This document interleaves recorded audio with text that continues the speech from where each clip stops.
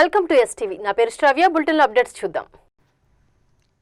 నెల్లూరు జిల్లా ఆత్మకూరు మున్సిపల్ కార్యాలయంలోని సమావేశ మందిరంలో నవరత్నాలు అందరికీ ఇల్లు కార్యక్రమంలో లబ్ధిదారులు ఎమ్మెల్యే మేకపాటి విక్రమరెడ్డి పట్టాలు పంపిణీ చేశారు. లబ్ధిదారులకు పంపిణీ చేసిన ఎమ్మెల్యే మీడియాతో మాట్లాడుతూ గత ప్రభుత్వంలో పట్టాలు మంజూరు చేసిన స్థలాలు చూపించేందుకు 2 సంవత్సరాల సమయం పట్టేదని, మన ప్రభుత్వంలో ఇళ్ల స్థలాలు పంపిణీ చేసి 1,80,000తో ఇల్లు నిర్మించి వాటికి రిజిస్ట్రేషన్ చేసి లబ్ధిదారులకు అందజేయడం జరుగుతుందన్నారు. భవిష్యత్తులో లబ్ధిదారులకు అవసర రీత్యా బ్యాంకులో తనఖా పెట్టి రుణం పొందే అవకాశం ముఖ్యమంత్రి జగనన్న కల్పించారని తెలిపారు. గత 2 సంవత్సరాల నుంచి దాదాపు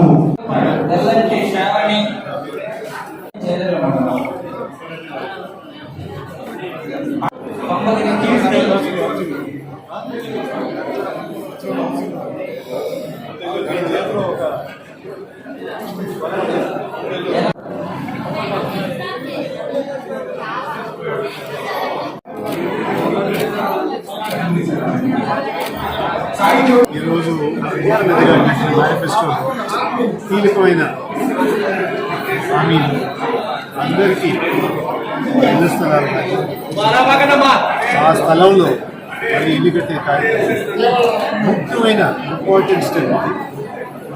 లబ్ధిదారులకి వాళ్ళ స్థలం అనేది రిజిస్టర్ చేసి పట్టాలి.